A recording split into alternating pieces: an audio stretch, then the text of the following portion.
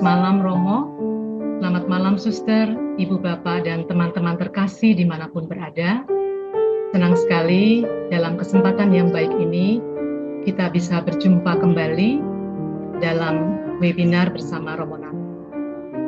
Saya mengharapkan teman-teman semuanya dalam keadaan sehat dan tetap semangat. Teman-teman, seperti biasa setiap Selasa malam merupakan hari kita bersama untuk mengunjungi warung Selasa malam bersama Romo. Malam hari ini kita melanjutkan apa yang sudah disampaikan Romo Nano minggu lalu, dan tema yang diangkat pada malam hari ini adalah Rembrandt dan si anak bungsu, tuli terhadap bisikan cinta. Judulnya sangat puitis. Seperti apa nanti kita pasti akan ke sana. Apakah nanti pembelajaran Romo Nano mampu untuk menjadikan kita menangis, hati kita menangis mendengarkan pembelajaran Romo Nano. Baik teman-teman, seperti biasanya saya juga akan membagikan beberapa buah pengumuman tentang tata tertib berwebinar. Yang pertama, mohon untuk merinim sesuai nama peserta saat mendaftar. Mohon teman-teman juga memastikan untuk menonaktifkan mikrofon selama sesi berlangsung. Dan nanti pada saat akhir acara, akhir pembelajaran Romo Nano, akan dibuka sesi Q&A. Silahkan teman-teman mengambil kesempatan untuk menyampaikan pertanyaan melalui direct chat ke 00 Q&A. Dan mari kita membuka perjumpaan pada malam hari ini dengan doa pembuka. Dalam nama Bapa dan Putra dan Roh Kudus. Amin. Tuhan, kami bersyukur untuk kesehatan dan berkat yang telah Engkau berikan, sehingga kami bisa berkumpul kembali dengan teman-teman di webinar Selasa malam bersama Romo Nano. Malam ini kami mau belajar dari buku Kembalinya Si Anak Hilang, terutama dari si anak bungsu.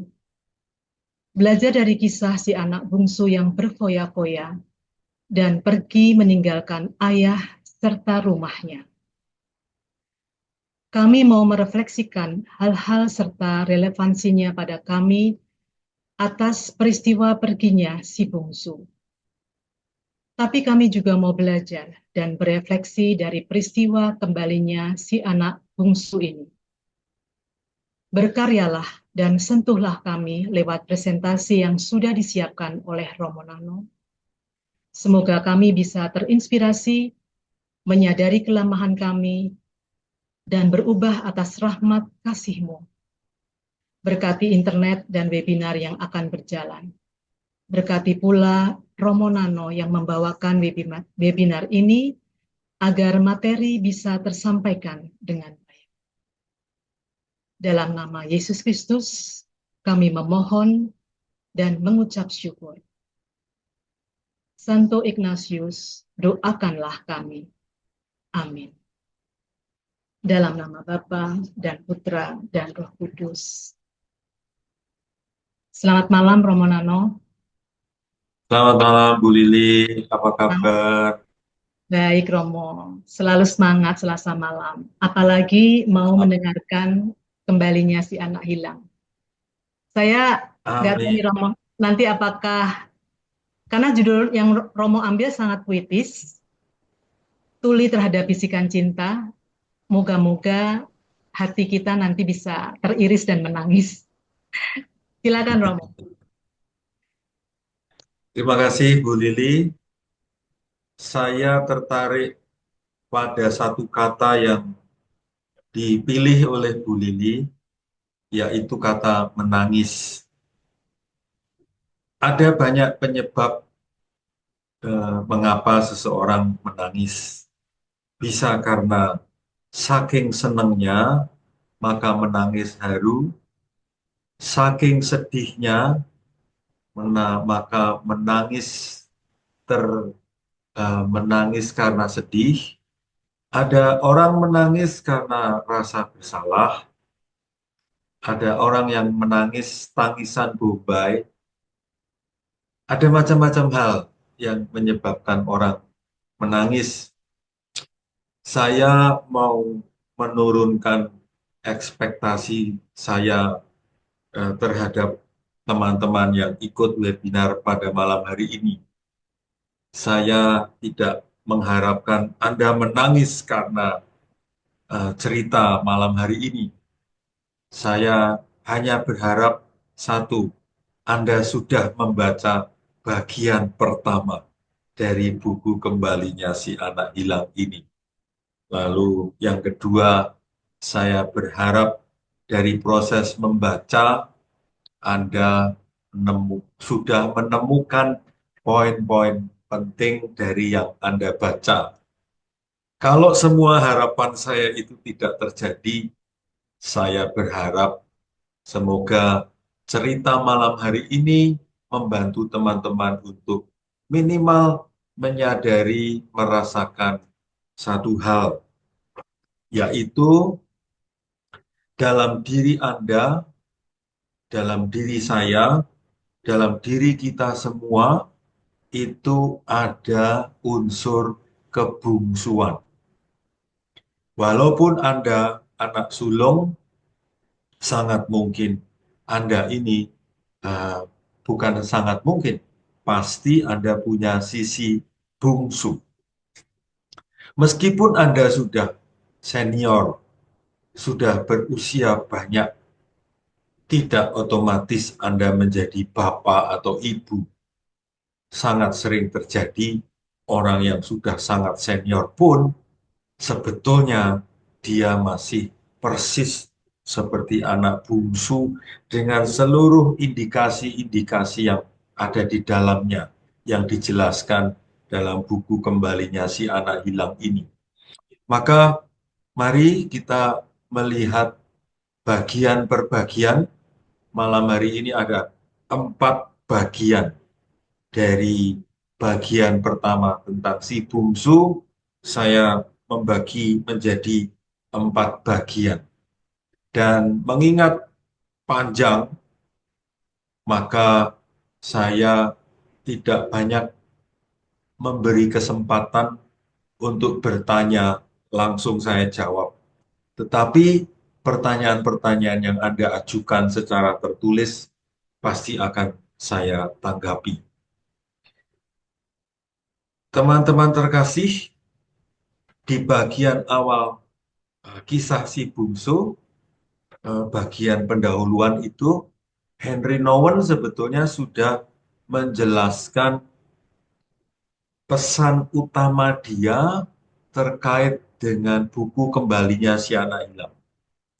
Kita sedang melihat foto Henry Nouwen ketika dia masih menjadi dosen di Universitas Harvard di Amerika, dan itu saya pakai sebagai background untuk mengatakan kesimpulan Henry Nouwen ketika dia mempelajari lukisan Kembalinya Si Anak Hilang yang dibuat oleh Rembrandt.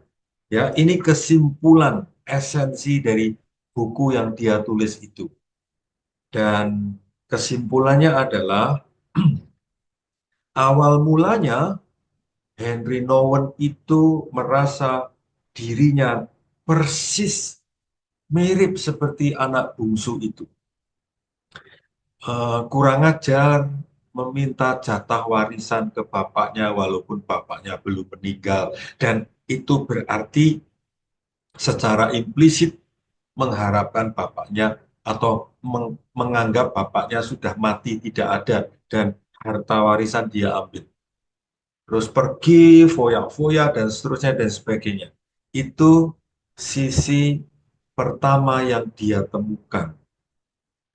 Ketika dia sudah menemukan diri sebagai anak bungsu, dalam proses berikutnya dia disadarkan, lah ternyata aku ini anak sulung juga ya, karena aku juga punya tanda-tanda seperti yang ditunjukkan oleh anak sulung itu, marah, iri, protes, dengki, gitu. Dan dia mengolah itu sampai akhirnya dia berkembang ke bagian yang ketiga, yaitu sadar bahwa sisi bungsu ada, sisi sulung juga ada, tetapi lalu diundang untuk memilih menjadi Bapa. Teman-teman, ini persis juga berlaku bagi saya. Dan saya juga yakin ini juga berlaku untuk Anda semua yang mengikuti webinar pada malam hari ini. Kita diundang untuk menyadari sisi bungsu kita yang kurang ajar. Kita diundang untuk menyadari sisi sulung kita sebagai yang marah, iri, dendam. Dan akhirnya kita perlu menyadari undangan Tuhan menjadi Bapa. Ini inti dari buku Kembalinya Si Anak Hilang. Dan seperti yang tadi sudah saya jelaskan, ini kurang lebih penjelasan lebih singkat tentang apa yang dimaksud menjadi anak bungsu. Tidak punya rumah, tidak kerasan, capek rasanya, dan rindu. Ada sebuah kerinduan untuk pulang ke sebuah rumah yang nyaman dan di situ dipeluk oleh Bapa. Jadi saya juga yakin siapa saja yang hadir dalam webinar ini mempunyai kerinduan hak ini, pengen mendapatkan sebuah pelukan yang membuat saya diterima, dicintai, diampuni.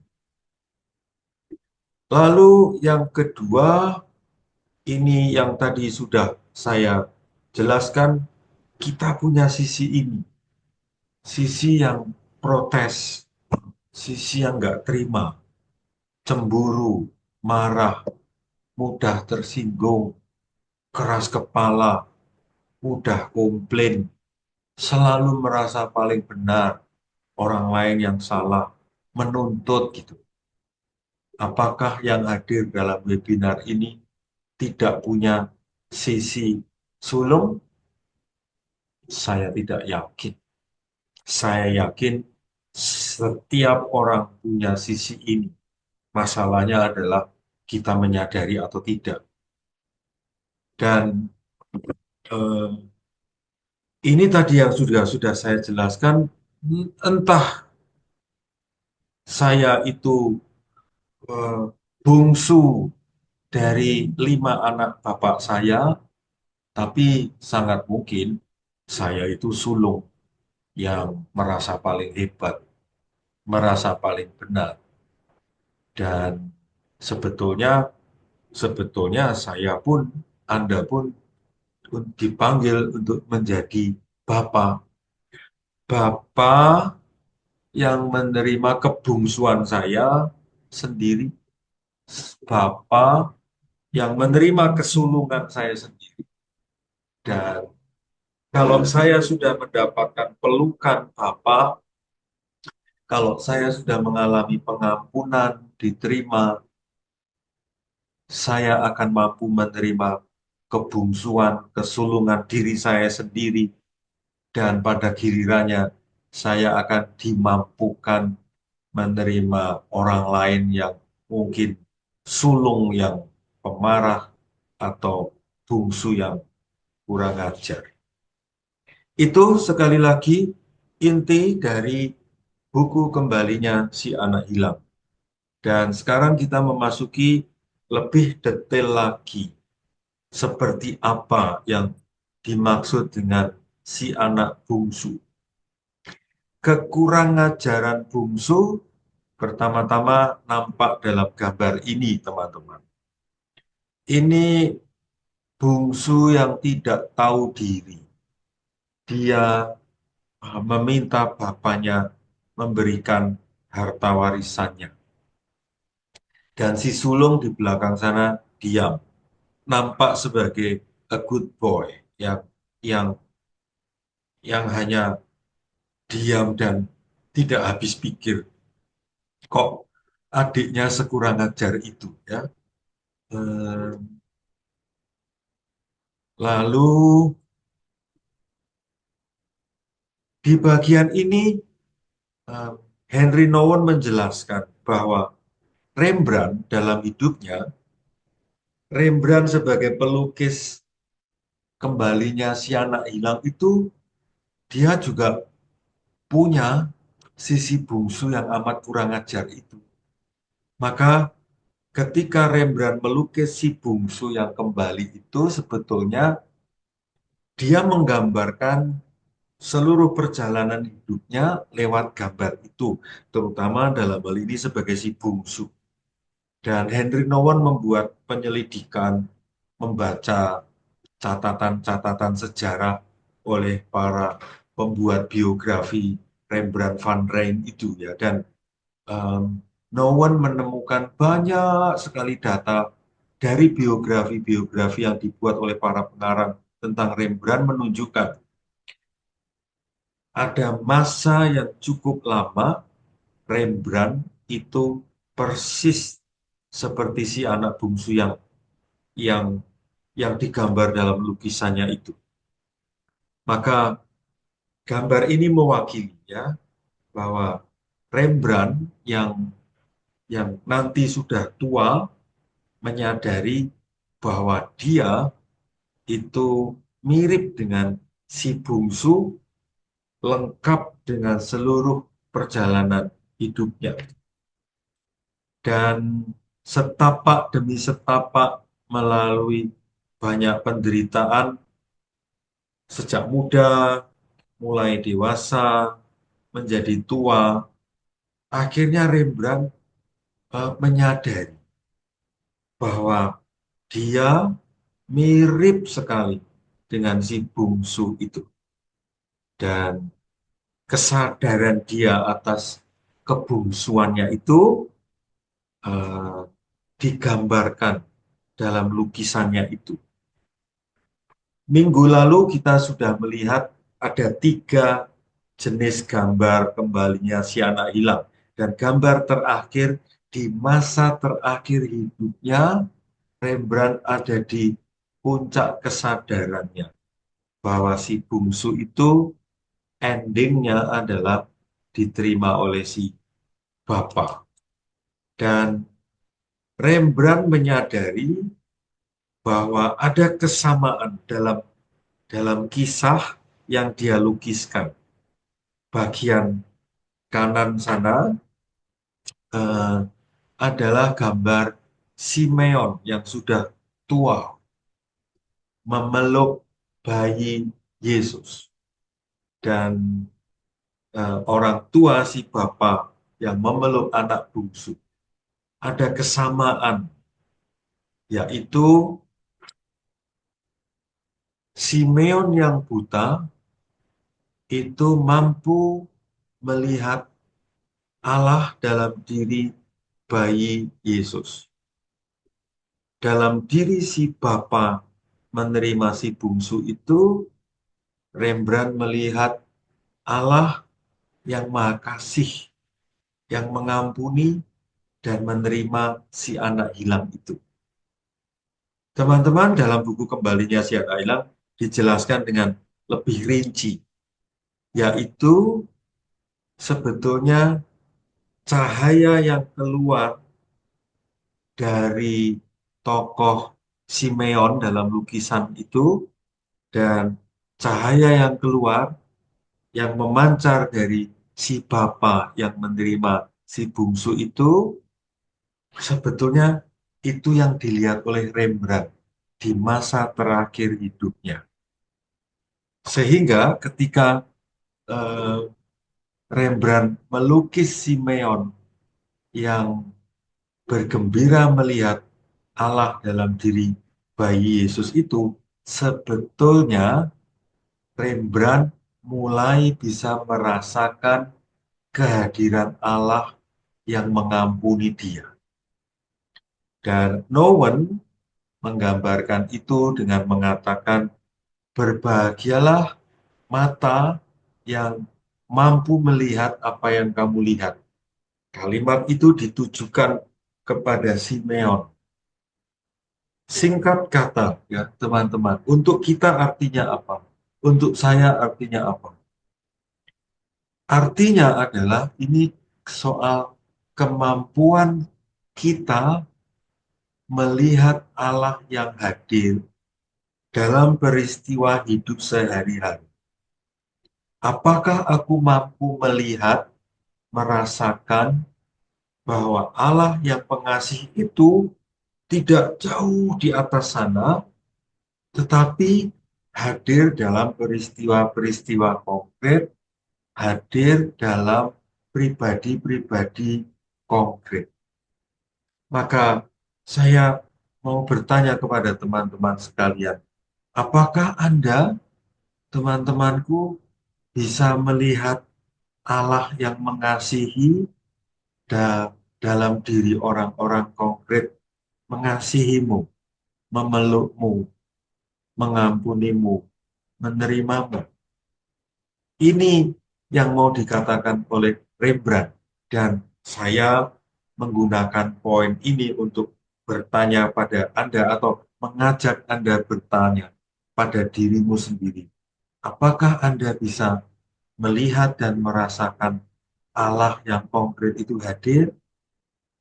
Insya Allah, semoga teman-teman bisa melihat, merasakan Allah Bapa yang konkret itu. Ini tadi sudah saya sampaikan ya, Rembrandt yang menggambar Simeon tua, Bapa yang tua itu ada terang, dan itu yang ditangkap oleh Rembrandt. Saya mau kembali ke kisah Rembrandt sebagai si bungsu. Sekarang kita sedang melihat foto diri, atau lebih tepatnya lukisan diri Rembrandt muda. Lalu gambar lukisan Rembrandt itu yang eksentrik ya, unik. Dia berbaju, itu baju mewah pada zaman itu. Dan dia mengenakan topi yang unik, yang spesial, dengan ada bulu yang indah. Itu. Ini mau mengatakan em, Rembrandt sebagai anak bungsu yang berfoya-foya. Rembrandt yang menikmati dunia dengan seluruh tawaran dunia yang nampaknya nikmat itu. Henry Nouwen di halaman 44 buku baru memilih kata Rembrandt sebagai anak badung. Artinya apa? Kurang ajar, pemboros, sensual, sombong, dan di biografi Rembrandt dituliskan pada usia 33 tahun. Itu seperti ada di lukisan. Rembrandt mengenakan baju mewah, mahal, dengan pedang yang mahal, berada di rumah pelacuran, minum bir dengan perempuan bernama Saskia. Bukan Saskia Gotik ya, Saskia, yang nanti akan menjadi istrinya. Ini gambaran Rembrandt yang berfoya-foya, seperti anak bungsu yang sesudah mendapatkan harta warisan dari bapaknya, lalu menjual dan berfoya-foya menikmati itu semua. Dikatakan juga oleh Henry Nouwen bahwa Rembrandt itu sebagai orang muda yang sombong, yang mencintai kemewahan, gak peduli pada orang lain di sekelilingnya. Egois absolut, menikmati seluruhnya untuk dirinya sendiri. Dan dia adalah seorang yang haus, lapar, pujian, ingin populer, menyukai pakaian mewah, gemar menggunakan kalung emas, pokoknya ingin tampil eksklusif. Dan kita bisa melihat lewat gambar yang sedang ada di dalam slide ini. Ya. Dan ini lebih eksplisit dan tajam lagi, yaitu Satu-satunya kepentingan utama Rembrandt adalah uang. Ini yang dia kejar, ini yang dia obsesikan, ini yang dia perjuangkan. Dan memang karena lukisan-lukisannya, lukisan-lukisannya dibeli oleh para kolektor pada zaman itu, ya, mahal. Ada sponsor yang meminta Rembrandt menggambar sesuai pesanan, dan itu uang. Tetapi sekaligus dia juga menikmati uang yang ada, menghabiskan banyak. Tetapi ironisnya, dia pun akhirnya kehilangan banyak uang itu. Sampai akhirnya dia utang dan akhirnya bangkrut, habis ludes semua hartanya itu. Dan plus ini, teman-teman, ini ending hidup seseorang yang populer, kaya raya, menikmati keindahan dunia. Endingnya ini tiga kata yang amat tajam, ya: penderitaan, kemalangan, malapetaka. Dia tahun 1635 sesudah nikah dengan Saskia, putra pertamanya meninggal, Rumbartus namanya. Lalu dia mempunyai anak bernama Cornelia, meninggal. Mempunyai anak kedua, ketiga, anak perempuan bernama Cornelia, meninggal juga. Dan masih ada satu Cornelia. Jadi Rembrandt mempunyai tiga anak perempuan bernama Cornelia. Dua meninggal dan satu masih hidup, nanti menemani Rembrandt saat dia mati. Istrinya meninggal. Ini mau dikatakan apa kalau bukan penderitaan, kalau bukan kemalangan, kalau bukan malapetaka. Jadi dari populer, kaya raya, hebat, dicari banyak orang, bluk, utang, bangkrut, kematian orang-orang terdekatnya. Bluk, dep gitu ya, sangat menderita. Dan dia akhirnya hidup bersama di luar pernikahan dengan perempuan bernama Geertje Dirk. Ini merawat anak laki-lakinya, tapi akhirnya nanti pisah, ya, setelah kurang lebih 4 tahun hidup bersama. Akhirnya si Geertje ini dipergikan oleh Rembrandt dengan sangat tidak adil. Geertje ini nanti harus harus berada di rumah sakit jiwa, kalau kalau kita pakai bahasa yang sekarang. Lalu dia hidup bersama lagi dengan perempuan ketiga bernama Hendrikje Stoffels. Dan ini nanti juga berakhir duka juga karena anak hasil hubungan mereka meninggal, sedangkan Hendrikje sendiri juga meninggal. Anaknya tadi setelah bisa menjadi dewasa, akhirnya menikah lalu meninggal. Dan Rembrandt akhirnya meninggal dalam situasi kondisinya miskin, kesepian, ditinggalkan banyak orang. Dan dia hanya ditemani putrinya, Cornelia, tadi sudah saya jelaskan, dan menantunya bernama Magdalena van Loo, dan cucunya, Titsia.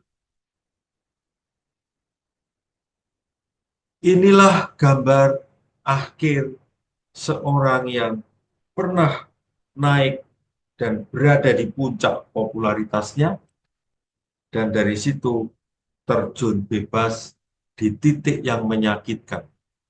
Segala popularitas, kekayaan, kemuliaan, kehebatan ludes, hilang. Dan dalam kondisi seperti itulah Rembrandt berada di titik kesadaran bahwa dia yang hancur-hancuran itu mengalami diterima oleh Bapa. Dan kurang lebih kondisi si bungsu yang berpakaian ala kadarnya sudah compang-camping, kakinya telanjang, tidak pakai sepatu, tubuhnya kering, kepalanya gundul. Ini menggambarkan Rembrandt yang menjadi tua, bangkrut, kesepian, miskin. Dan itu membantu dia untuk merasakan kasih Allah itu. Teman-teman, ini bagian pertama. Sekali lagi, bagian ini mau mengatakan perjalanan Rembrandt sebagai anak bungsu dari populer, kaya, lalu jatuh, miskin, tetapi dengan ending yang diterima oleh Bapak. Pertanyaan saya untuk Anda ya, bagaimana Anda melihat sejarah hidup? Bagian-bagian mana dalam hidupmu yang kurang lebih menggambarkan kisah si bungsu ini? Saya akhiri dulu bagian pertama supaya kita tidak terlalu banyak yang harus kita pikirkan. Mari kita break sejenak mencoba menikmati lagi apa bagian mana yang paling menarik perhatian Anda.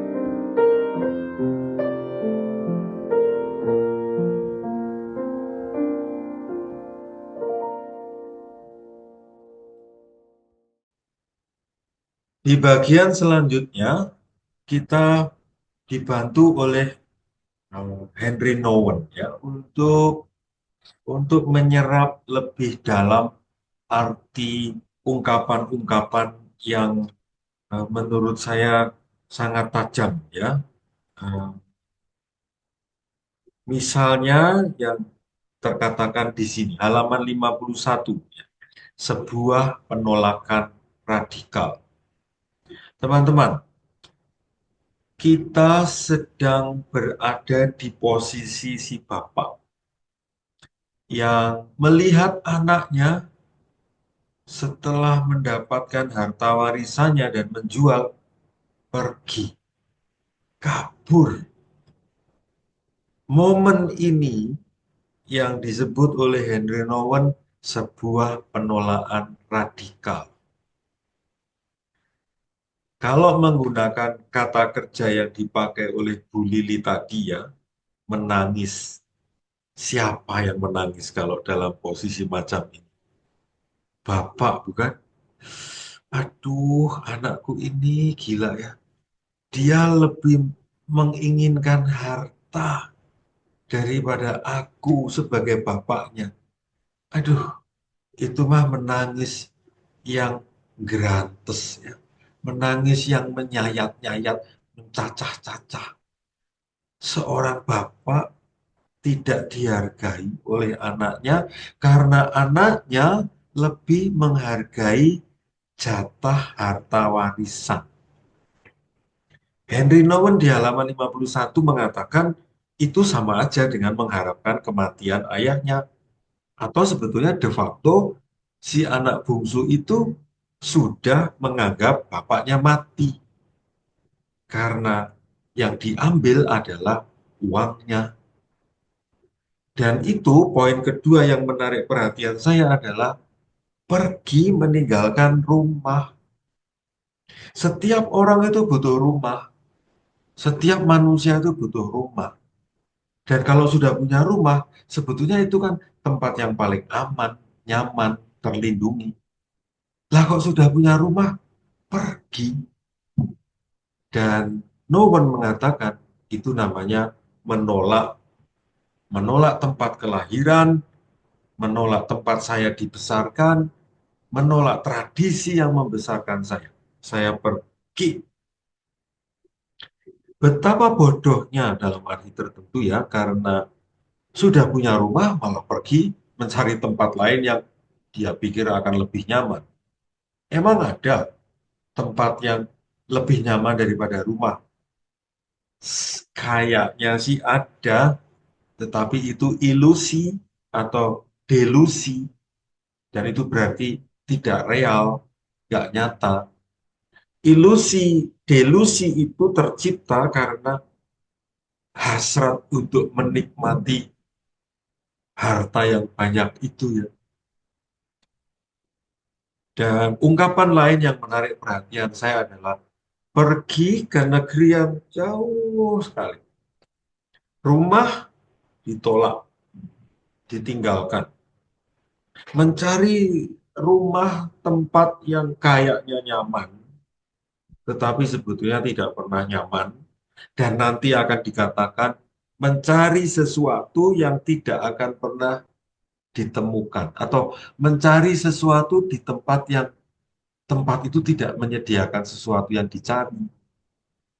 Karena yang dicari itu sudah ada di rumah. Dan itu berarti pergi ke negeri yang jauh. Dan itu berarti memutus relasi dengan cara hidup, cara berpikir, cara bertindak yang sudah diajarkan sejak kecil.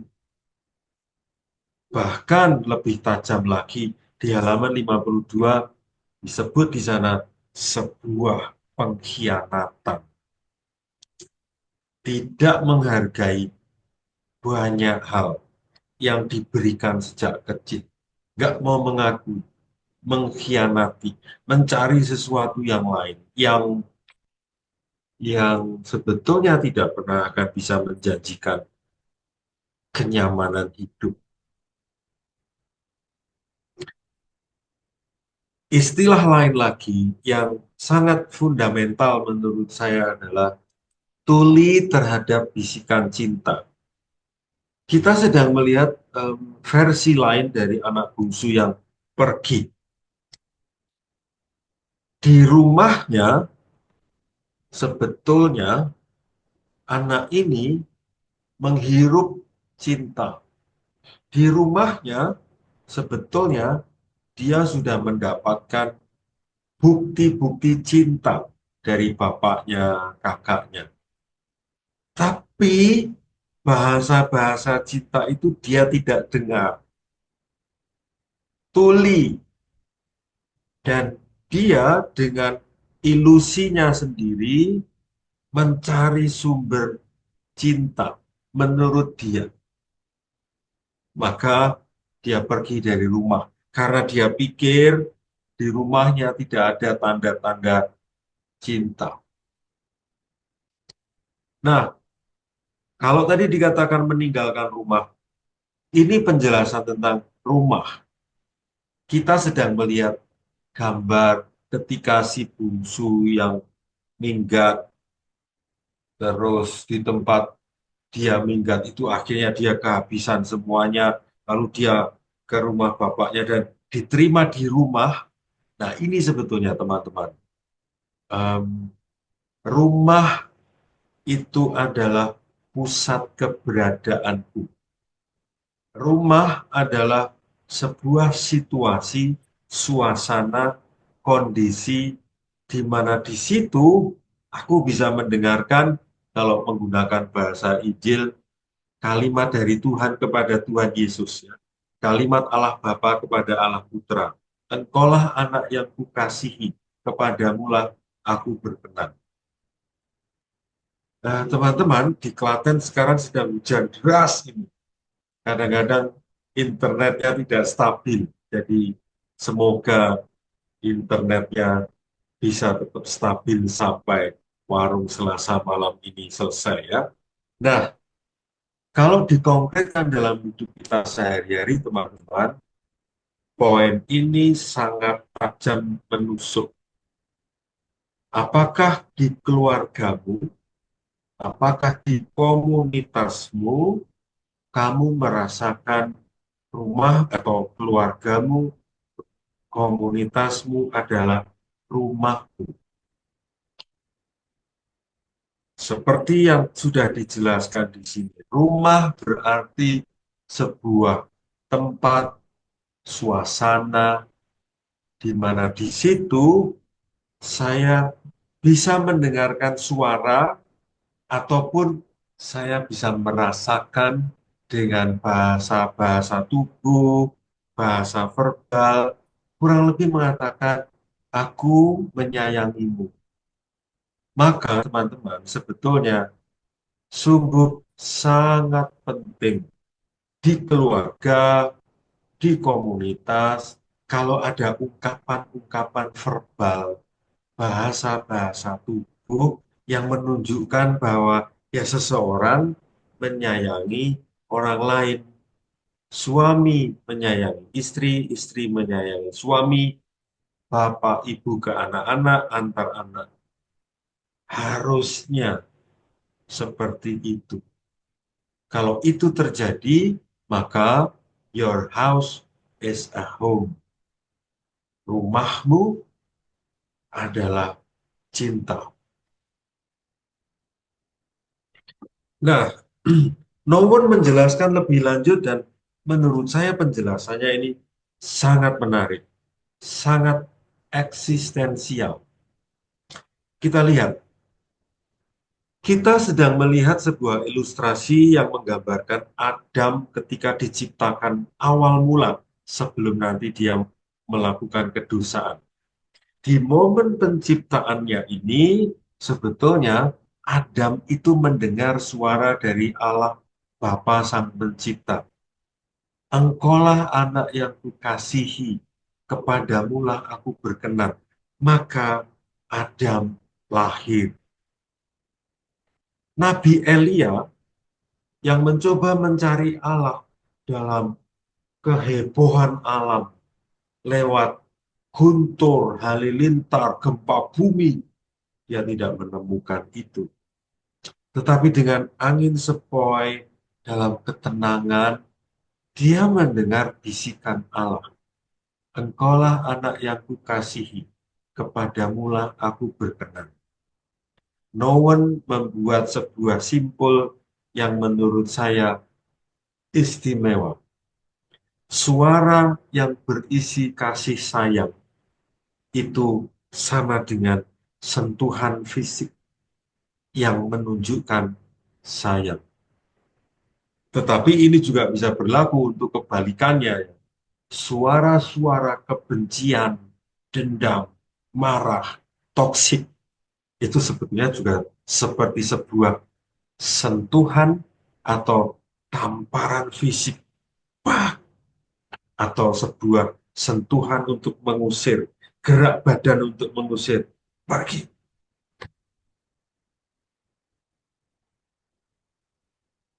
Yesus orang Nazaret di Sungai Yordan dan di puncak Gunung Tabor mendengarkan suara itu dari Allah Bapanya.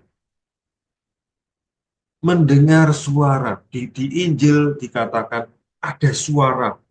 Wah, nggak tahu suaranya kayak apa ya. Tetapi kalau saya pahami sekarang, suara seperti ini hanya bisa kita dengarkan ada di dalam diri kita. Suara itu ada di kedalaman diri kita.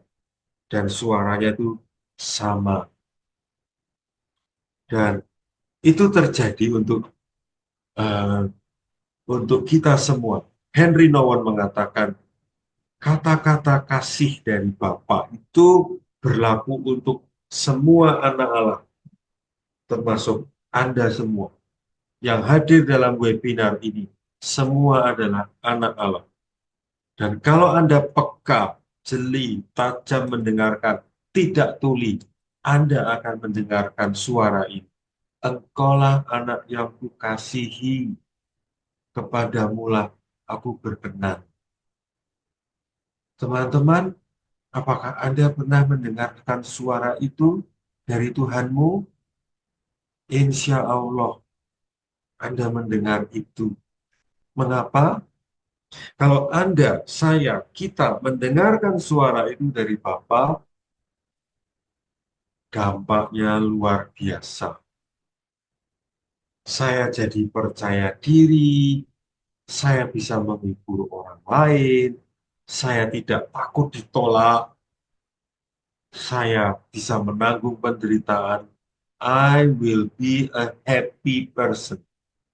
Saya akan menjadi orang yang bahagia, bukan karena harta yang saya miliki, bukan karena ilmu yang saya kuasai, bukan karena kehebatan saya ini dan itu, tetapi justru karena saya dikasihi oleh Bapa. Kendati saya itu sebetulnya tidak pantas sama sekali, tetapi Allah tidak peduli dengan ketidaksempurnaan saya. Saya dicintai. Dampaknya kalau mengalami itu, hmm, luar biasa.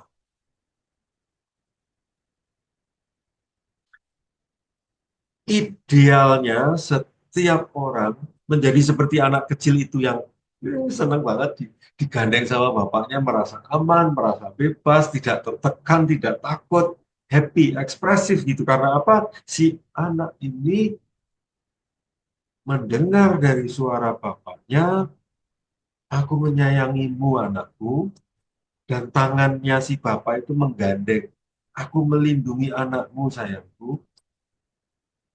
Poin ini teman-teman, momen seperti inilah yang disebut oleh Henry Nouwen tempat tinggal sejati, home, rumah yang sejati. Jadi bukan bentuk rumah fisik ya, tetapi sebuah kesadaran, sebuah rasa, sampai akhirnya sebuah keyakinan.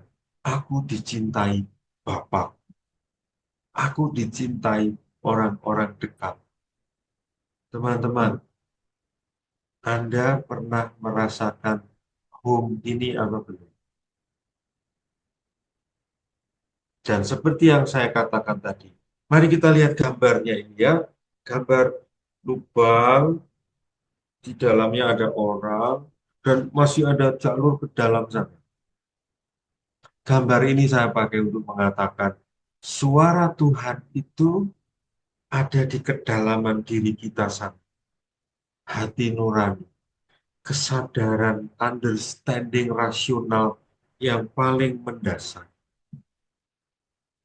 Maka teman-teman, mengingat pentingnya hal ini ya, pentingnya mendengarkan suara Tuhan itu, maka betapa pentingnya silent moment, momen sepi, momen sunyi, momen hening, mendengarkan suara yang ada di dalam diri kita. Dan kalau Anda terlatih dengan baik, Anda akan mendengarkan itu. Kalau bisa mendengarkan suara itu ya, aduh, menangis. Seperti dikatakan Bu Lili tadi, menangis haru karena dicintai. Kalau si bapak tadi menangis, aduh tercabik-cabik karena dia dia tidak dihargai oleh anaknya yang kurang ajar itu. Sayangnya, tantangannya, kesulitannya teman-temanku, ada suara lain yang persis berkebalikan dengan suara dari Tuhan tadi. Dan itu suara yang kayaknya sih penuh janji manis, sangat menggoda. Persis seperti suara yang didengar oleh Tuhan Yesus 3 kali ya. Suara dari roh jahat. Suara-suara ini sangat menggoda karena menawarkan kekayaan, kekuasaan, popularitas, kehebatan, kemampuan merubah batu jadi roti. Coba bayangkan. Kemampuan yang luar biasa. Tapi yang nampaknya sangat menarik itu ya, kekayaan, kekuasaan, kemewahan, keserbaadaan itu dari roh jahat. Dan segala sesuatu dari roh jahat itu pasti berkebalikan dari roh Allah. Dan pasti membawa ke penderitaan, kesengsaraan. Dan suara yang kalau kita dengarkan, em, kalau kita dengarkan dan kita lakukan, akan membuat saya itu pecah-pecah, tercabik-cabik. Suara yang tidak pernah membuat saya merasa berharga. Rasanya kurang terus. Dan selalu mendengar sebuah janji, janji kayaknya manis. Kamu akan saya cintai kalau kamu berprestasi. Mama akan menghadiahi kamu kalau kamu dapat nilai 100. Kamu akan saya cintai kalau kamu bisa membelikan aku ini dan itu. Dan suara-suara itu justru munculnya dari orang-orang dekat kita, orang tua, guru, teman, media sosial. Kalau tidak hati-hati teman-teman, dengan media sosial kita itu, ini ironi banget, kita makin dijauhkan dari rumah sejati. Semakin banyak hal yang kita serap tanpa filter dari media sosial, sangat mungkin kita justru dijauhkan dari cinta sejati. Lalu dengan bahasa zaman sekarang, ya semakin adiktif pada gadget, itu sebetulnya sama dengan pergi ke negeri yang jauh. Semakin kita tidak pernah bisa lepas dari gadget, sebetulnya kita seperti si bungsu yang berada di negeri jauh dan berfoya-foya. Happy? Kayaknya sih iya. Tapi nanti endingnya kekeringan, hampa, capek, lelah. Rasanya gak ada yang mencintaiku. Apalagi kalau eh, cobalah teman-teman melacak ya 1 bulan terakhir ini. Ya. 1 bulan terakhir ini. Perasaan-perasaan negatif yang Anda alami secara dominan apa saja. Kalau tanda-tanda ini ada, mudah marah, mudah dendam, mudah iri hati, dikuasai oleh nafsu, serakah, mudah konflik, sensitif. Kalau itu dominan, kemungkinan sangat besar Anda sedang berada di tempat yang jauh dari rumah sejati. Dan rumah sejati itu adalah sebuah pengetahuan, perasaan, dan keyakinan bahwa aku dicintai. Kalau saya cukup mudah terprovokasi oleh rasa takut jika tidak disukai oleh teman-teman dekat, orang-orang dekat. Kalau saya takut dicuekin, kalau saya takut nanti disalah-salahkan, kalau nanti saya takut di-unfriend, takut di-block, takut diabaikan, dan terus-menerus mengupayakan agar aku diterima, agar aku diperlakukan istimewa, berarti saya tinggal di negeri jauh. Itu berarti saya sedang berjalan jauh dari rumahku. Itu teman-teman penjelasan Henry Nouwen yang menurut saya tajam banget ya. Membantu saya, membantu kita untuk mengecek apakah saat ini saya berada di home atau tanpa sadar sebetulnya saya berkhianat, meninggalkan rumah, mencari di tempat yang sebetulnya saya tidak akan menemukan yang saya cari. Mari kita mencoba mengendapkan dulu beberapa hal yang menarik agar teman-teman bisa menyerap banyak hal.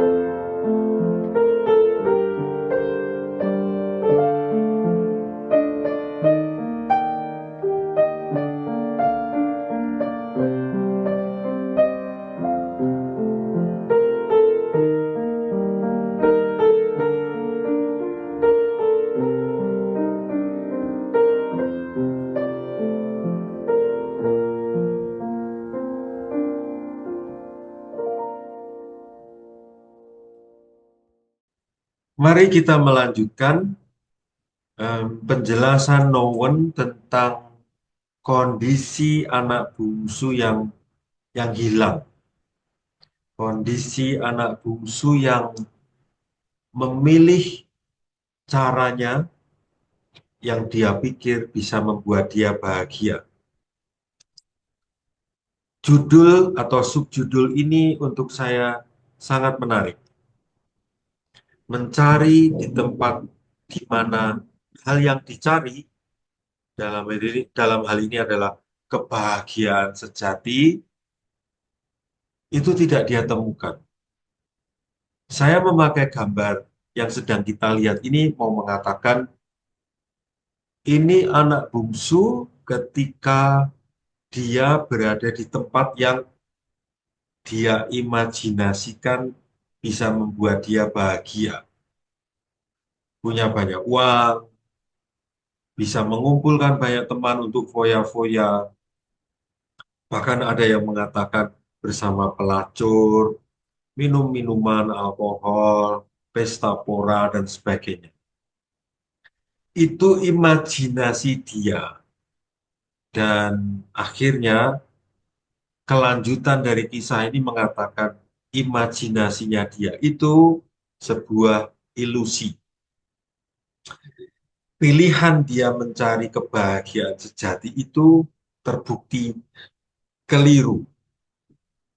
Dan oleh Nowen itu dikatakan dengan ungkapan yang sangat puitis. Mencari di tempat di mana yang dicari itu tidak akan bisa ditemukan. Judul ini, gambar ini, mengajak saya sendiri untuk bertanya, apakah cara saya menemukan kebahagiaan sejati sudah benar? Apakah tempat, suasana yang saya cari untuk mendapatkan kebahagiaan sejati sudah tepat? Dan ini berlaku juga menurut saya untuk teman-teman sekalian. Semua orang saya yakini pengen bahagia, pengen mendengar suara anakku, engkau kusayangi, kepadamu aku berkenan. Semua orang pasti ingin mendengarkan suara itu, bukan? Pertanyaannya adalah, tempat yang Anda pilih untuk mencari itu sudah benar belum? Caramu berpikir untuk mendapatkan itu sudah benar atau belum? Itu pertanyaan yang menggugat kita, bukan? Dan saya kira itu pertanyaan refleksi yang perlu Anda temukan jawabannya. Kalau Anda sadar caramu keliru, tempatmu mencari keliru, bertobatlah. Temukan cara yang tepat, temukan tempat yang benar, temukan orang-orang yang betul-betul bisa membawamu, menemanimu, berjalan bersamamu, mengantarmu bisa mendengar suara dari Allah yang mengasihi kita itu. Di halaman 60, Henry Nouwen menajamkan yang tadi sudah saya jelaskan. Sebetulnya kita semua itu berasal dari situasi milik Allah, ya, situasi yang dikatakan oleh Henry Nouwen milik Allah. Dan kalau saya, Anda, teman-temanku, berada di tempat ini, suasana ini, cara berpikir ini, maka dampaknya kita jadi orang yang tenang, percaya diri, menguasai diri, gitu.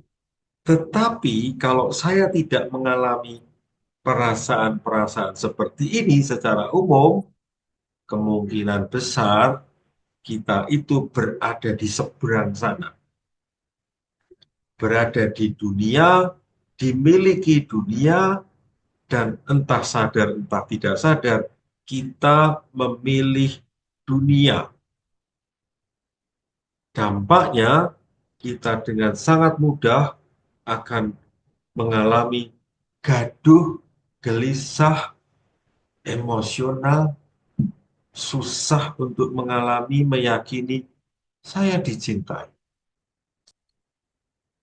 Nouwen menjelaskan dengan lebih tajam lagi di halaman 67. Semakin jauh saya lari dari tempat Allah, semakin saya jarang mendengarkan suara Allah itu, maka saya semakin akan kesulitan mendengarkan suara Allah, suara orang-orang di dekat kita yang mengatakan, aku mengasihi kamu.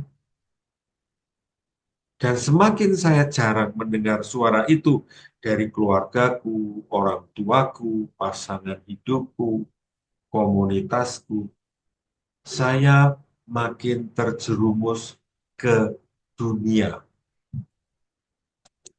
Dan dunia itu seperti apa? Dunia itu nanti akan ada penjelasannya, tapi ini dampak-dampaknya. Ini fenomena-fenomenanya. Kalau saya dikritik sedikit saja, marah. Pendapat yang saya usulkan ditolak, merasa dirinya ditolak. Diskusi, lalu kayak pendapat saya dikritisi, lalu berpikir orang benci pada saya, mau menjatuhkan saya. Saya dipuji sedikit, itu senangnya minta ampun. Saya sukses sedikit saja, wah hebohnya minta ampun. Jadi ada ketidakseimbangan, labil. Kalau pas sedih, sedih banget. Kalau pas sedang seneng, senengnya sih biasa-biasa aja, sebetulnya seneng banget. Labilnya ini digambarkan seperti oleh Noah seperti perahu kertas di laut. Gampang banget dihembuskan angin kemana-mana. Aku berada di dunia yang keliru. Aku berada di cara berpikir yang keliru. Aku berada di keyakinan yang salah. Itu mirip dengan sebuah perahu kecil di tengah samudra. Labil. Mengapa? Karena tidak ada keyakinan aku dicintai. Seluruh waktu, tenaga, kreativitas, wah, saya kerahkan tanpa sadar ya, supaya aku dipuji, diterima, eh, dihormati gitu ya. Berupaya sedemikian rupa. Oh,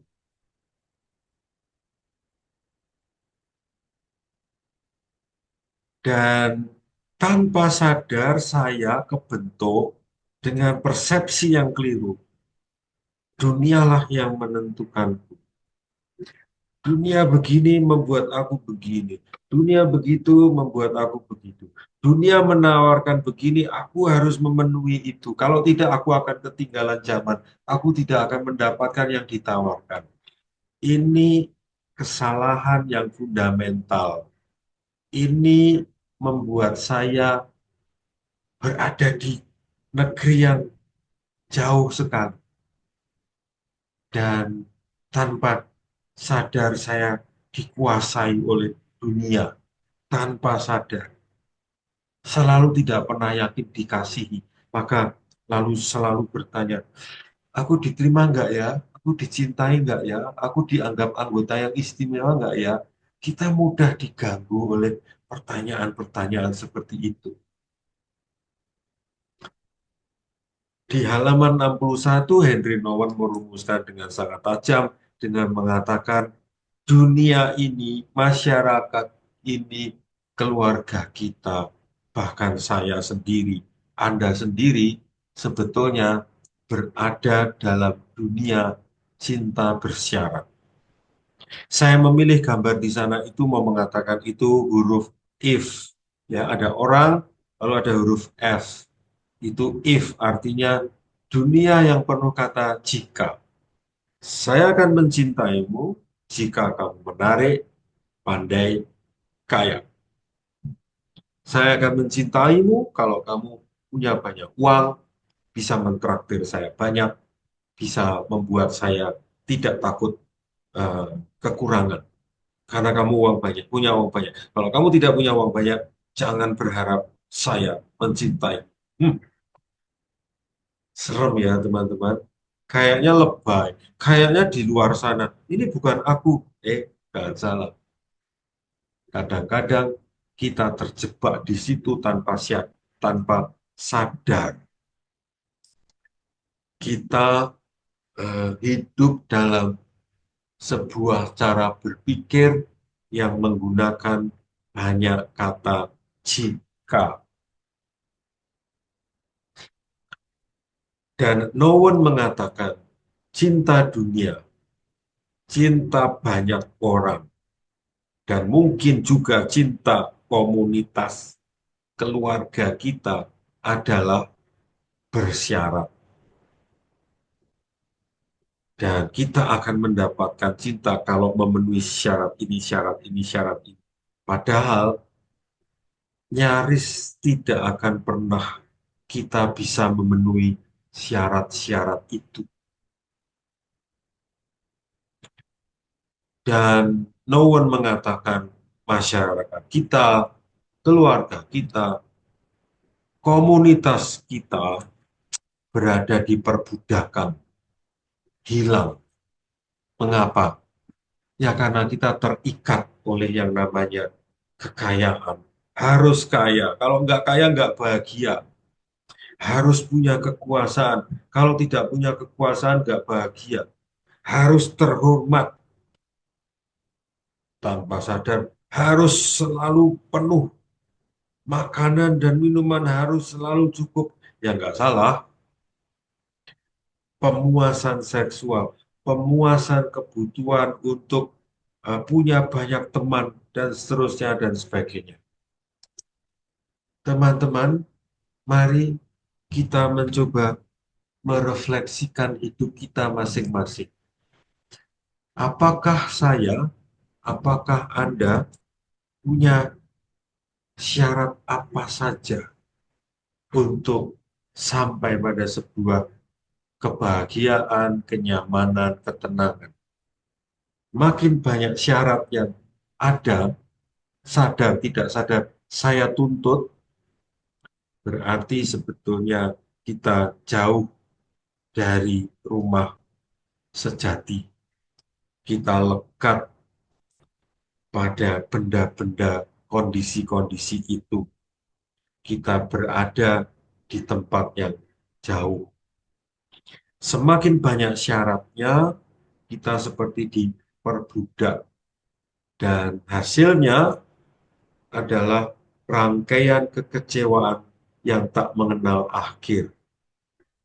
Kita nampaknya pergi jauh, kita nampaknya punya banyak hal, tetapi sebetulnya kita terikat oleh syarat-syarat itu. Kehidupan sebagai budak dunia, kehidupan yang berisi banyak kata jika, yang menawarkan banyak syarat untuk mendapatkan cinta, itu sama dengan mengembara jauh dari rumah Bapa.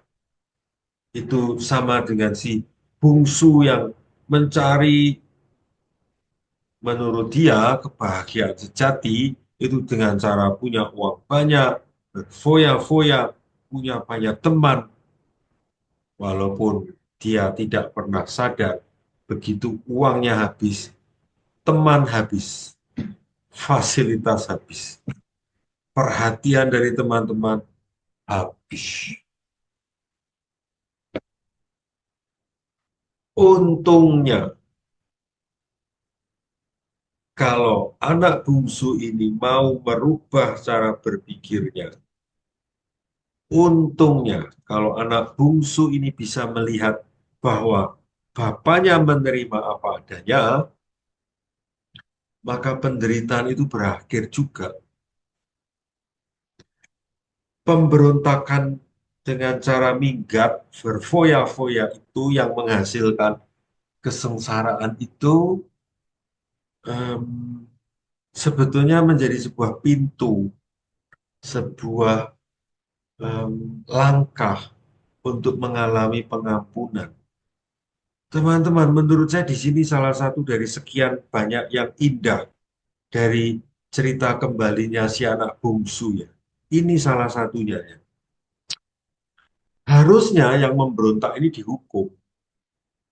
Harusnya yang kurang ajar ini dicuekin aja, sudah membuat kita semua sengsara. Harusnya anak yang sangat kurang ajar ini nggak layak dapat tempat walaupun sebagai orang upahan juga.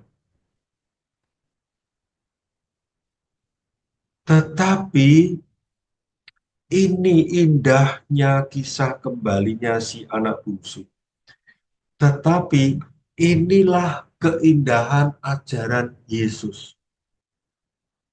Allah tak pernah menarik kembali lengannya. Kurang ajarnya si bungsu itu, Allah nggak pernah menarik kembali lengannya. Allah tak pernah menjauhkan berkatnya. Dan teman-teman, kalau Anda menyadari esensi kalimat ini, dan Allah tidak pernah berhenti memandang si anak kurang ajar ini, tidak pernah menutup pintu rumahnya. Allah tidak pernah memaksa anaknya untuk, kamu nggak boleh pergi, kamu harus di rumah. Karena di rumah ini aku menyayangimu. Dan teman-teman, Bapak itu membiarkan anak yang dia cintai itu mengambil pilihannya dengan bebas, walaupun si bapak tahu pilihan anaknya ini artinya jauh dari berkatnya. Allah tidak pernah bisa memaksakan cintanya kepada kita, dan dia harus terpaksa membiarkan anaknya pergi, minggat, foya-foya, berdosa. Meskipun bapak ini tahu anaknya akan menderita, dan dia juga akan tahu bahwa dia akan menderita. Teman-teman, poin-poin ini bagi saya, wow, ini ya Tuhan yang diajarkan oleh Yesus lewat kembalinya si anak hilang, lewat Injil Lukas itu ya. Wow, saya amat bersyukur mengetahui hal ini. Saya amat terharu mengetahui kayak gini ini Bapak kita. Tapi saya malu karena saya juga kadang-kadang seperti si bungsu yang ditulis oleh Henry Rowan. Karena aku dicintai Allah sedemikian rupa, maka aku juga bebas untuk meninggalkan rumah. Aduh, ini kurang ajar banget, bukan? Dan ini kekurangan ajaran si bungsu. Dan ini juga sering saya lakukan. Dan saya yakin ini juga Anda lakukan. Gambar si bungsu itu adalah gambar kita semua. Dan Allah yang kita lihat memberikan yang kita minta itu juga Allah yang sama, yang mencintai kita.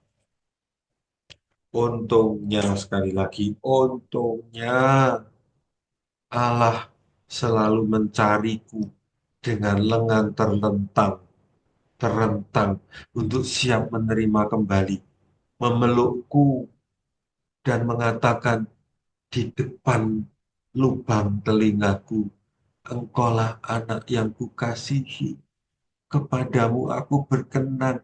Masya Allah, Gusti Allah, aku baru saja kurang ajar, kok ya bisa-bisanya kamu omong begitu. Aduh, hancur sudah hati. Teman-temanku, inilah Allah yang diwartakan oleh Yesus lewat kisah ini. Inilah Allah yang digambar oleh Rembrandt dalam lukisannya. Inilah Allah yang diuraikan oleh Nowen dengan panjang lebar. Dan inilah Allah yang saya yakini, yang saya pernah alami, dan yang saya sebarkan lewat webinar ini. Semoga Anda pun merasakan Allahmu seperti ini. Mari kita mencoba merenungkan seperti apa Allah yang kamu yakini.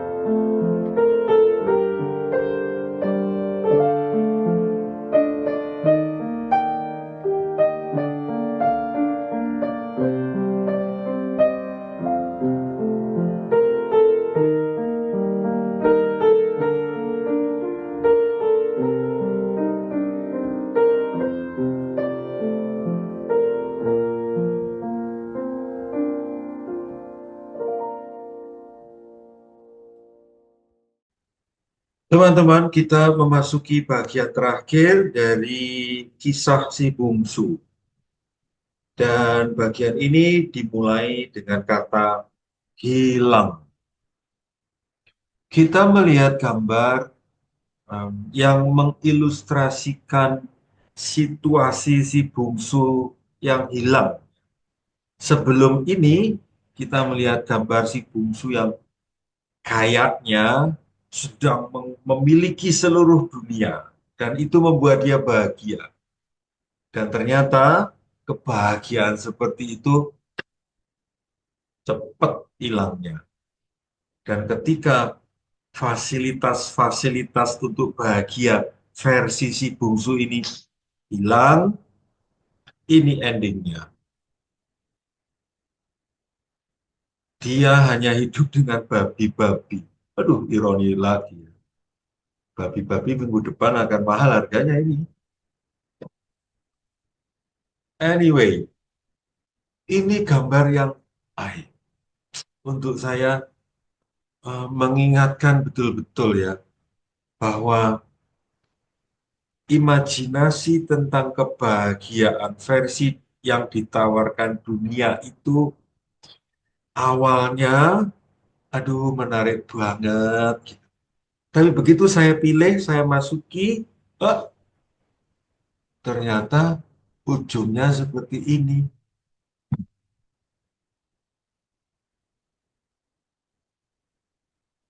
Dan hilangnya si bungsu itu tidak hanya nampak dari fisik ya, bajunya sudah compang-camping, badannya mengurus, tidak ada teman lagi, temannya hanya tikus dan anjing. Aduh, kasihan ya. Tetapi yang lebih kasihan sebetulnya adalah cara berpikir yang keliru. Cara berpikir yang keliru itu bisa membuat saya hilang. Kalau tidak hati-hati itu juga berlaku untuk Anda, teman-teman. Kalau caramu berpikir tentang Tuhan, caramu melihat dirimu sendiri, caramu melihat orang lain, caramu mendeskripsikan kebahagiaan itu apa, itu salah, kita juga bisa hilang. Seperti yang dikatakan oleh Nowen di halaman 67 ya. Si bungsu ini hilang ketika dia berpikir, aduh, saya tidak yakin lagi mempunyai tempat tinggal yang aman. Cara berpikir itu mau mengatakan, aku tidak punya rumah lagi. Aku tidak punya orang lain yang bisa menerimaku. Cara berpikir ini membawa saya hilang. Dan dia tahu kalau dia tetap meyakini pikiran itu, dia akan habis, hancur. Orang Jawa mengatakan mati ngenes. Bahasa Indonesia akan mengatakan meninggal dengan merana.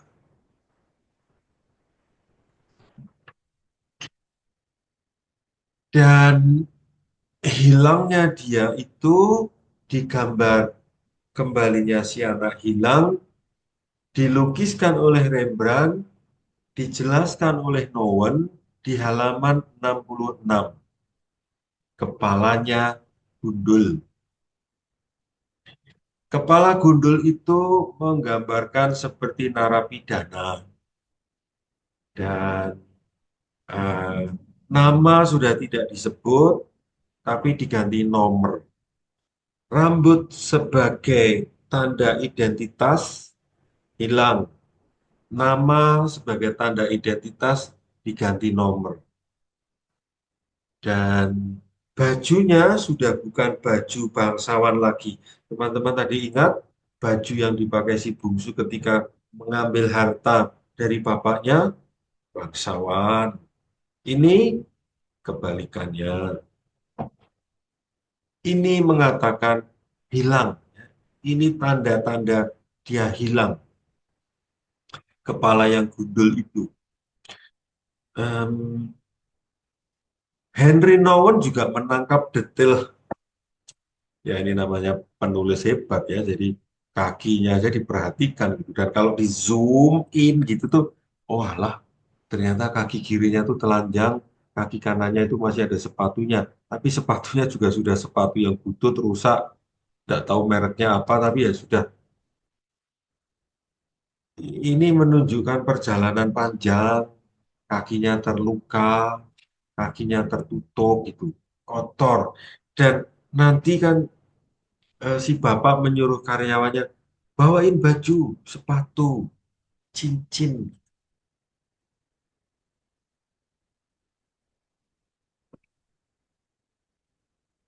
Henry Nouwen juga jeli melihat, aduh, benda kecil yang dipakai oleh si bungsu itu, pedang pendek di sebelah kanan itu ya. Ketika ada gambar yang lebih jelas, maka pedangnya menjadi terlihat lebih jelas. Teman-teman, silakan Anda mengamati kepalanya yang gundul, nempel di badannya bapaknya, eh, bajunya juga sudah ya versi zaman itu sudah compang-camping itu. Dan untung si bungsu itu masih menyimpan, menyisakan pedang pendek itu. Dan pedang pendek itu adalah sebuah sarana yang menunjukkan dia itu putra bangsawannya si bapak. Ketika saya menemukan poin ini di halaman 67 dan saya mencoba mengamati pedang pendek ini, saya bertanya-tanya, apa ya, kalau dalam hidupku saat ini tanda apa ya? Aku bukan anak bangsawan. Oh, lalu saya nemu teman-teman. Salah satu tanda derajat kebangsawanan saya adalah nama baptisku, Agustinus. Di momen aku dibaptis, waktu itu bayi, itu saya maknai dan memang begitu maknanya dari gereja tercinta, aku putra Allah. Dan itu bagiku sebuah identitas status yang membuatku berani untuk pulang, pulang sejahat-jahatku aku mau memberanikan diri pulang ketemu Bapak. Pak, aku putramu, aku mohon maaf. Aku punya senjata ini dan Anda teman-teman pun punya pedang pendek ini. Nama baptismu, imamat saya, sakramen pernikahanmu, itu adalah pedang-pedang pendek yang menunjukkan Anda putra-putri Allah Bapa, putra gereja. Itu menjadi modal kalau saya pergi di tempat yang jauh, hilang, itu jalan untuk pulang, itu tiket untuk pulang. Dan yang di rumah akan menerima. Dan itu menunjukkan martabat keputraannya ya. Pedang tadi menunjukkan status ini. Pedang pendek tadi, simbol itu mengingatkan si anak bungsu pada posisi ketika dia di posisi ini, bahkan sebelumnya ya. Dan ini yang membuat dia, oke, aku akan menuju ke rumah itu. Walaupun, walaupun dia sadar di satu sisi dia kehilangan martabatnya sebagai putra. Kekurangan ajaran dia itu yang membuat martabatnya hilang.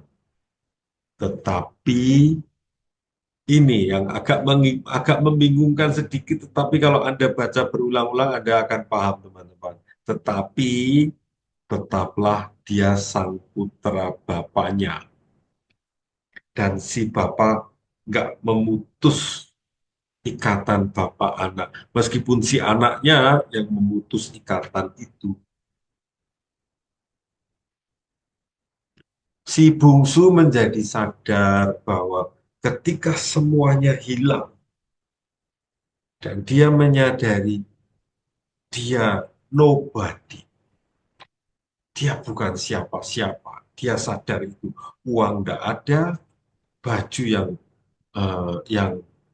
baju yang apa ya, yang mencukupi nggak ada,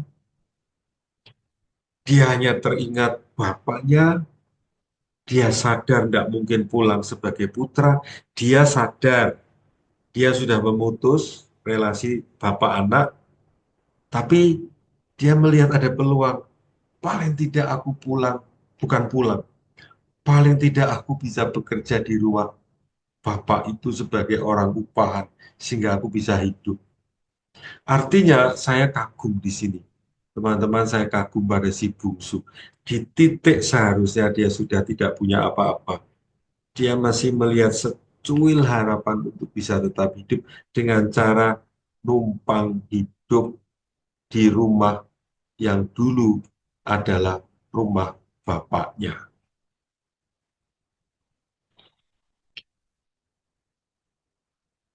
Ketika dia menyadari dia anak bapaknya, ketika saya berdosa, tapi saya sadar bahwa bapak itu adalah tetap bapakku,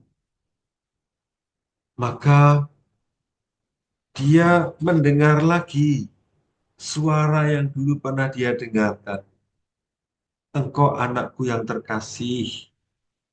Dan dia bisa merasakan lagi memori dulu disentuh oleh bapaknya.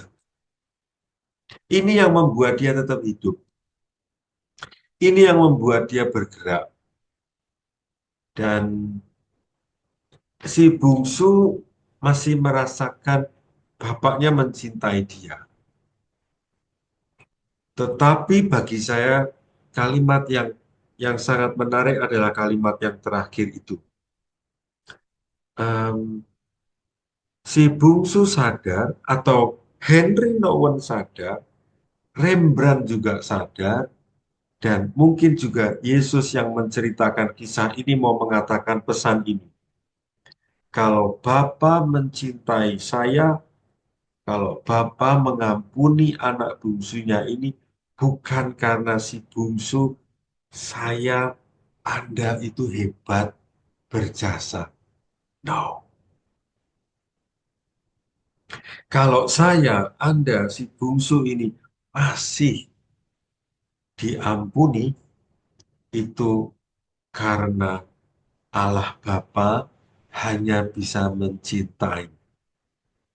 Bukan karena saya hebat. Bukan karena Anda hebat. Dan dengan kesadaran itu, si bungsu yang di samping saya ini, hai,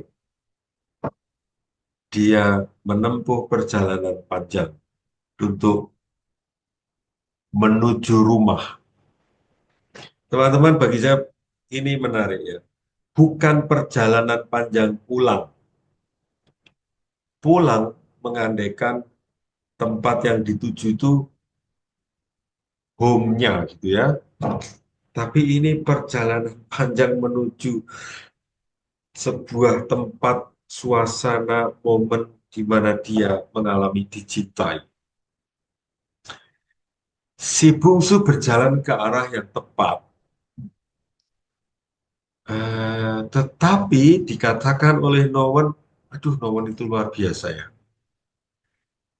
Itu sudah tepat, tetapi dengan menempatkan diri sebagai budak, sebagai orang upahan, lebih baik jadi orang upahan ketimbang mati di negeri orang, itu baik sih. Tapi menurut Nouwen ada sisi lain yang tidak kalah pentingnya, yaitu belum berpikir dan yakin Bapa mengasihinya. Jadi ini masih mengatakan oportunisnya si bungsu. Aduh, satu-satunya tempat ya di sana itu jadi orang upahan. Jadi fokusnya masih dia, aku hidup, aku bisa survive. Dia belum melihat realita lain yang benar. Dan sebetulnya kita diajak ke sini, yaitu Allah mengasihi. Belum sampai pada keyakinan bahwa Allah mengasihi. Maka ada istilah itu pertobatan, tetapi bukan pertobatan yang sejati. Karena apa? Masih mikir yang penting aku selamat. Dan yang perlu kita cermati teman-teman, ungkapan Nowen di halaman 79 itu untuk saya tajam sekali. Melihat Allah tetap Allah yang kejam dan menghakimi. Ya, saya akan ke rumah dia, akan mendapatkan makanan, walau aku jadi orang upahan. Dan aku siap deh, saya siap datang kepadanya dan siap menerima hukuman. Ini konsep tentang Allah yang belum tepat. Di satu sisi, Allah itu sungguh mau menerimaku dan mengembalikan martabat keputraanku sepenuhnya. Gambar ini bagus sekali menurut saya. Si bapak sampai membungkuk gitu, mengangkat si anaknya untuk, ayo kamu tuh anakku, ayo masuk ke rumah. Dan si anjingnya mencium-cium. Tapi si anak terus-menerus mendesak, aku aku di luar rumah saja bapak, aku tidak layak. Aku jadi orang upahan saja. Teman-teman, mungkin kalau memakai cara berpikirnya Santo Ignatius Loyola, ini disebut kerendahan hati yang keliru. Kayaknya rendah hati. Aku tidak layak masuk ke rumah Bapak. Aku pantasnya hanya jadi orang upahan saja. Ini kerendahan hati yang tidak tepat. Karena apa? Karena Allah menghendaki saya masuk rumah, menjadi anaknya lagi. Maka pertobatan yang sejati, cara berpikir yang tepat, walaupun ini tidak mudah, tetapi arahnya ini, ketika saya dengan sadar melihat, meyakini bahwa Allah sungguh akan mengembalikan martabatku sebagai putranya. Dan saya dengan penuh kesiapan diri menerima diampuni, disembuhkan, dipulihkan. Teman-temanku sekalian, ini ungkapan yang bagus sekali, tidak mudah untuk sampai di tahap ini, tetapi paling tidak minimal saya menjadi punya arah yang lebih jelas. Oh ini ya pertobatan yang sejati. Saya tahu salah, saya tahu tidak layak, saya tahu saya banyak berkhianat, tetapi saya sadar dan yakin Allah akan mengampuni dan saya siap datang menerima pengampunan, penyembuhan. Ini arah yang ditawarkan oleh Yesus lewat kisah kembalinya si anak hilang itu. Dan Henry Nouwen akhirnya menyadari bahwa cara untuk kembali ke rumah Bapa, cara untuk pulang kembali ke pelukan Bapa adalah dengan menghidupi 8 sabda bahagia sebagaimana ditulis di Injil. Kalau tidak salah Matius, saya bisa keliru. Tapi di salah satu Injil disebutkan 8 sabda bahagia. No one tidak membuat perincian, tetapi kita bisa mengecek di Injilnya. Akhirul kata, menuju bagian-bagian akhir dari penjelasan Nowen. Di halaman 81, ada ungkapan dari temannya Henry Nowen. Dan ungkapan itu saya buat ilustrasinya.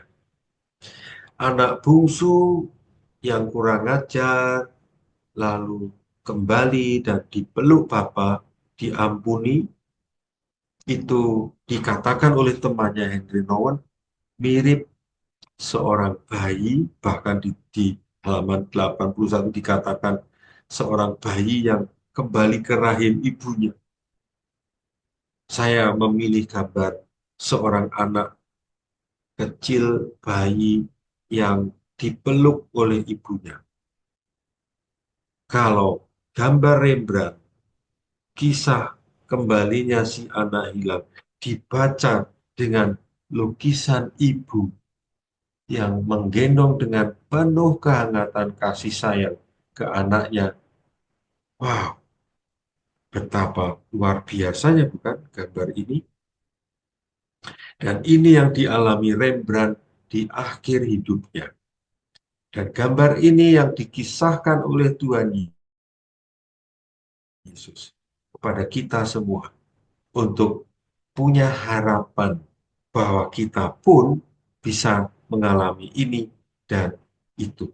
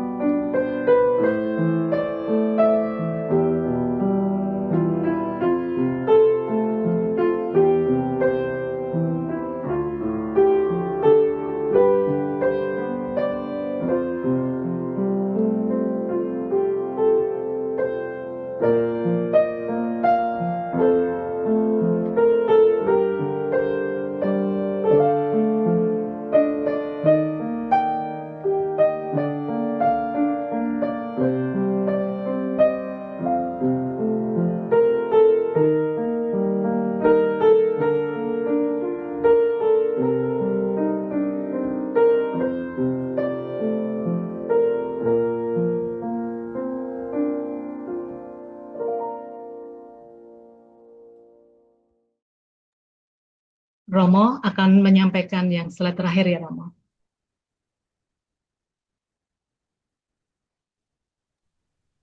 Ya, teman-teman, mohon maaf, tadi sudah saya sampaikan sinyal Klaten eh, labil karena hujan.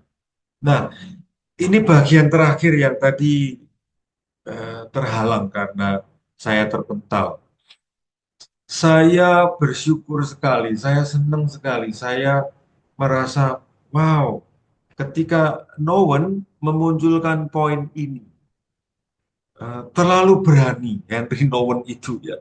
Tapi saya senang dengan keberanian refleksi teologi imannya Nowen gitu. Dengan mengatakan Yesus Kristus junjungan kita itu seperti anak hilang. Tapi anak hilang yang sejati dan yang paling positif. Karena dijelaskan di sana di halaman 82.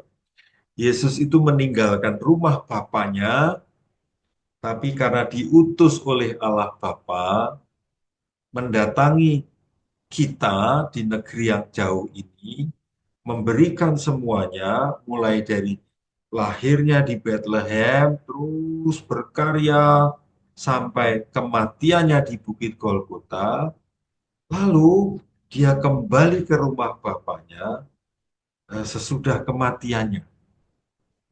Dan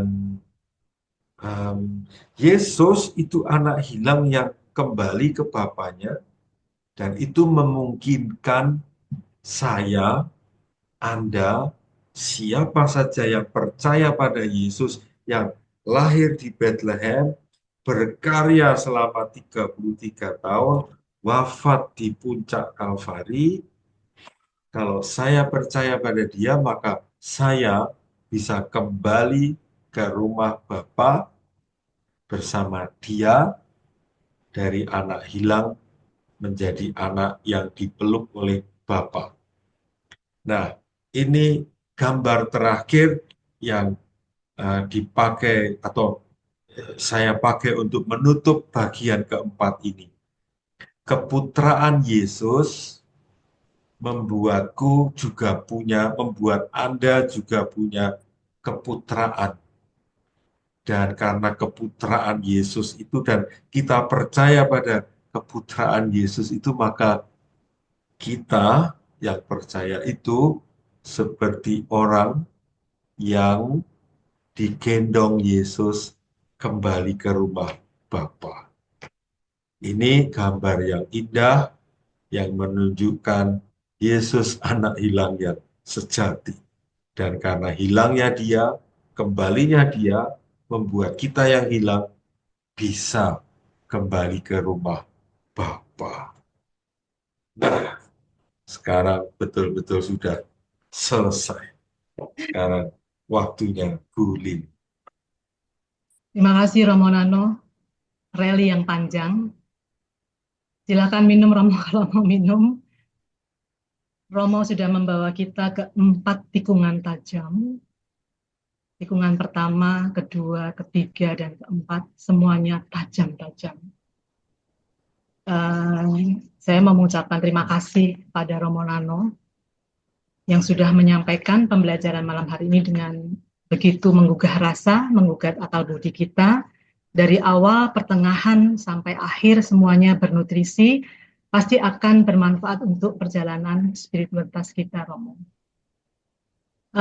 Saya air matanya nggak keluar, tapi hati saya menangis.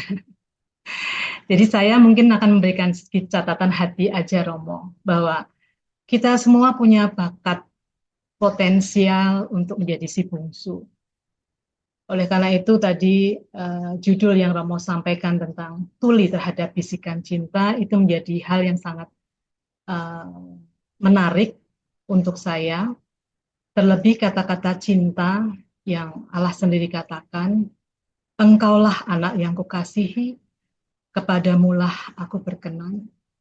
Jadi kata-kata itu di bagian tuli terhadap bisikan cinta tadi,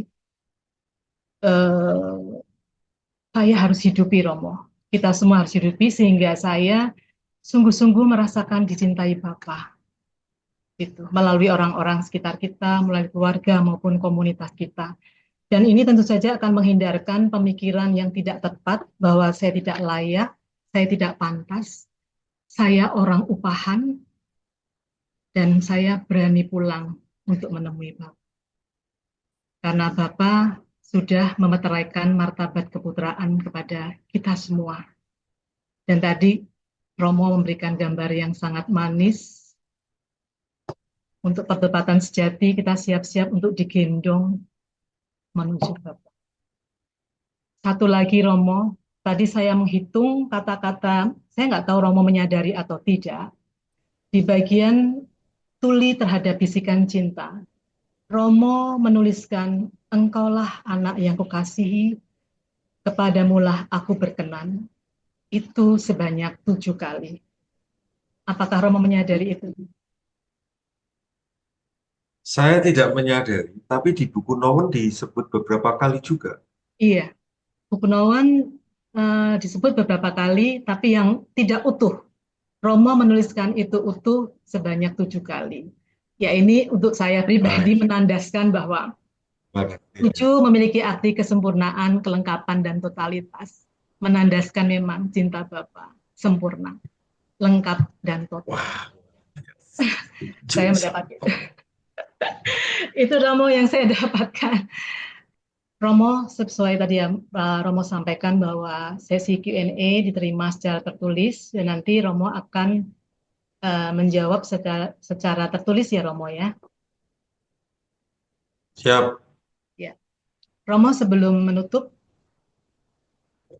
apakah Romo akan ada pesan lagi terakhir untuk kita? Pesan saya bukan yang terakhir.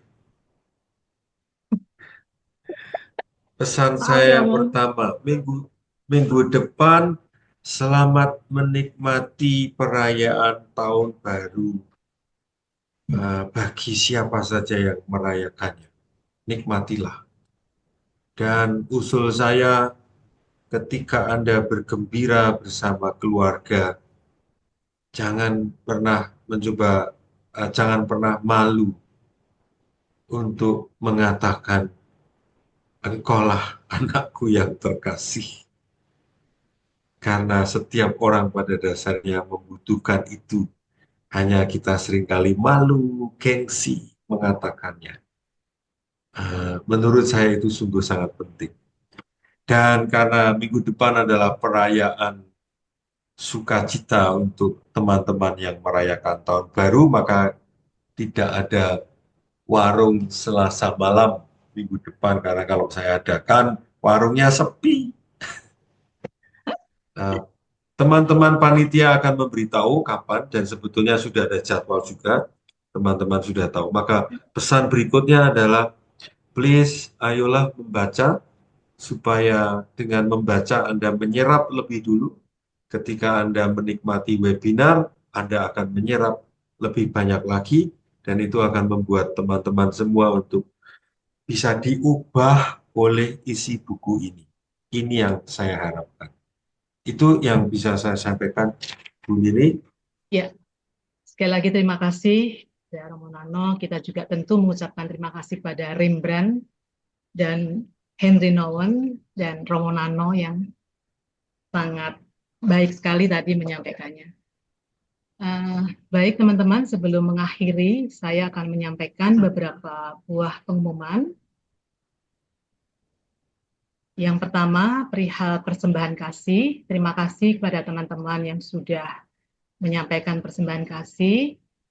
Silakan teman-teman yang terketuk hatinya untuk menyampaikan persembahan kasih ke BCA 60445358887 atas nama Indriani I atau Liliana.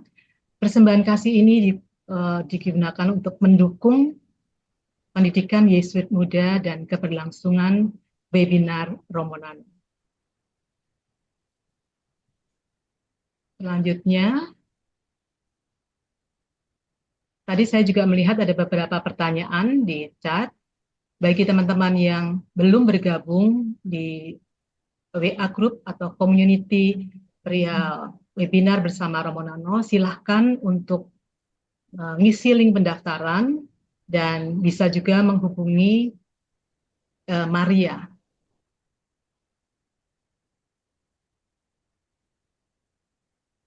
Tadi Romo juga mengingatkan pada kita untuk membaca buku Kembalinya Si Anak Hilang supaya lebih mudah untuk menyerap apa yang disampaikan Romo. Silakan teman-teman yang berminat untuk mendapatkan buku ini dan membacanya untuk menghubungi secara langsung ke penerbit Kanisius melalui WA ke Ibu Ayun ke 0822 3747 8080.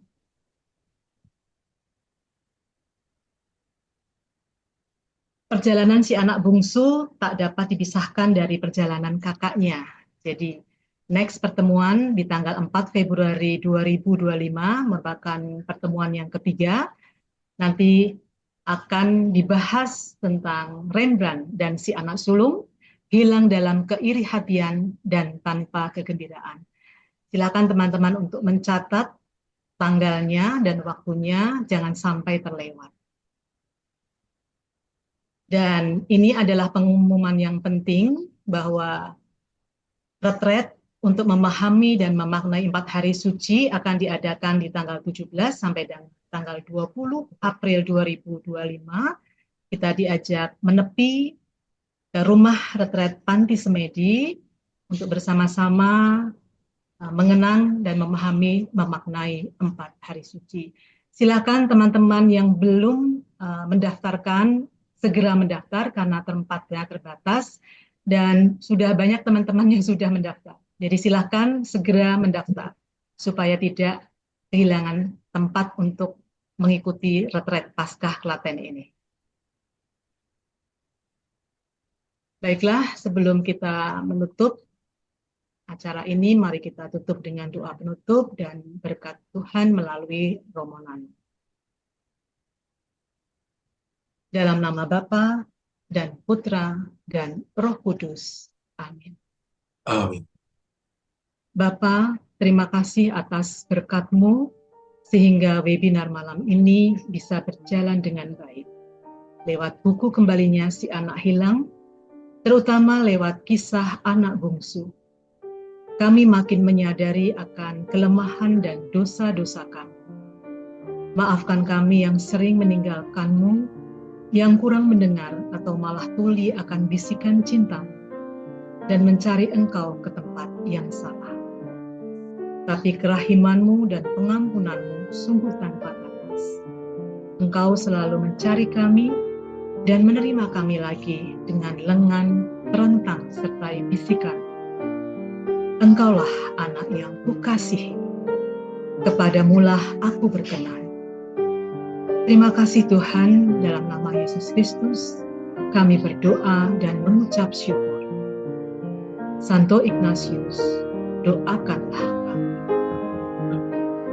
Saudara-saudari yang terkasih, teman-teman sekalian, Anda semua, orang-orang dekat yang kita kasihi, terutama yang saat ini sedang dalam situasi hilang, senantiasa dibimbing, diberkati, dilindungi Allah yang Maha Kuasa, dalam nama Bapa dan Putra dan Roh Kudus. Amin. Terima kasih semuanya teman-teman. Sampai ketemu